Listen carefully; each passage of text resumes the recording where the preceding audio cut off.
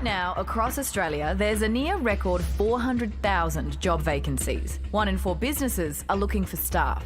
Meanwhile, inside our jails, there's more than 40,000 prisoners. That's a near record high too. There are many, many people who do not need to be in prison. Drove whilst disqualified, those sort of offences, people who are low-level thefts. Now the Institute of Public Affairs think tank say they have a solution which could bring down both records. There are approximately 14,000 low-risk non-violent offenders currently in Australian prisons who do not need to be there. They can enter the workforce and they can contribute to the community and to the economy without compromising community safety. Instead of jail time, low-risk and non-violent offenders would work 40 hours per week for up to 3 years, paid at the award wage, in sectors such as hospo and retail. An offender who is accepted into this program would not be incarcerated. They would enter the workforce and their ability to stay out of prison would be dependent on them keeping that job.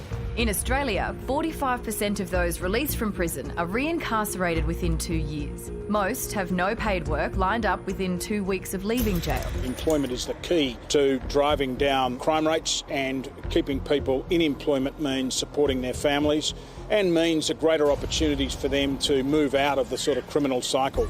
The cost of running our prisons is currently $5.4 billion per year. That's more than $330 per prisoner per day.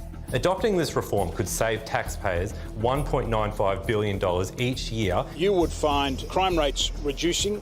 Secondly, the cost of imprisonment would reduce. But thirdly, you'd see people from disadvantage in particular getting opportunities in life that they might not otherwise have had. But while it ticks both the cost-saving and rehabilitation boxes, will it pass the pub test? I think it's a really cool thing to do. As long as they're vetted beforehand. If they're low risk, they're probably not dangerous.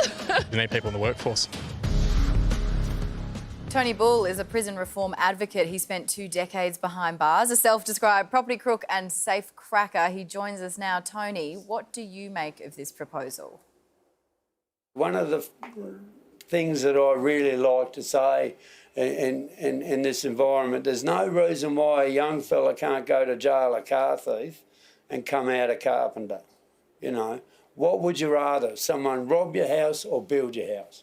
That's a pretty simple question, and it's a pretty simple answer if you're really prepared to, you know, do it differently. We're so focused on control and containment now. Why shouldn't we focus on education and opportunity? A lot of what goes on in today's society is generational.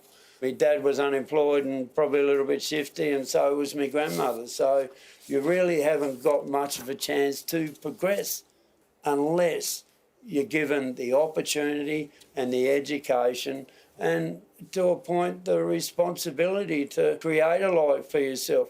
I suppose often, though, the conversation we have about justice is that if someone has done something wrong, they've committed a crime and they're found guilty, that as a society we want to see them being punished.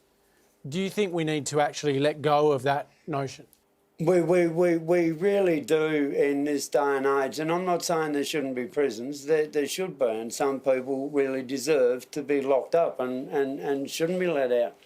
But a very, very big majority of those people aren't those type of prisoners. Incarceration and prison really doesn't teach you anything positive. It really doesn't give you any opportunities. It doesn't really give you any other choice but to continue being the man that you are, or in a lot of times a whole lot worse. I mean, the fact that that prisoner today may have got a job instead of being a prisoner, if that criminal stops being a criminal from that point onwards and realises and understands the advantage that he's got, there's the benefit for society. You've been on the straight and narrow for more than 18 years now. How hard was it to turn your life around? It's extremely difficult. It's not just changing the things that you do, it's redefining yourself. It's been one of my hardest challenges, actually. Have I got to the very end? I sort of think so. If not, I'm pretty close. And, you know, I don't have to hide my head now when I'm when I'm walking down the street and I see a copper in uniform, you know, and I can wake up and be proud of myself and proud of the day that I've had. You know, they're the skills that I've had to learn myself along the way. I could have learnt this so long ago in Risdon. I mean, you're not going to get a better opportunity to change your life if someone allows you to do it. Tony, thank you very much for your time tonight. My absolute pleasure. Thank you. Yeah, it's such an interesting issue, isn't it? And I wanted to pick up on the question you asked, Hamish, because a lot of the focus around crime is also on the punishment paid for crime. I guess prevention is also part of the conversation. You know, how do we avoid jail time in the first place? And if you're considering how sentencing might change to really emphasise the rehabilitation that we also expect from our prison system, this could be an interesting way to think about it. About 10 years ago, for a series that we made for Channel 10, I spent time in Norwegian prisons where they have restorative justice, and one of them is on an island, and we went to spend time on this island, and the thing that was incredible was you had to catch a ferry there and back, and the captain of the ferry was a prisoner. And so the question was always, why don't they just take the boat and go? But actually, Norway, which does this kind of thing quite a lot, has some of the lowest recidivism rates in the world, so the least repeat offenders of anywhere in the world. Well, and also for the people that we were talking to today about this very issue, whether or not we'll pass the pub test, all of them were positive. Yeah. All of the feedback was positive. I mean, but that could also just mean that everyone recognises that working in retail sucks, you know?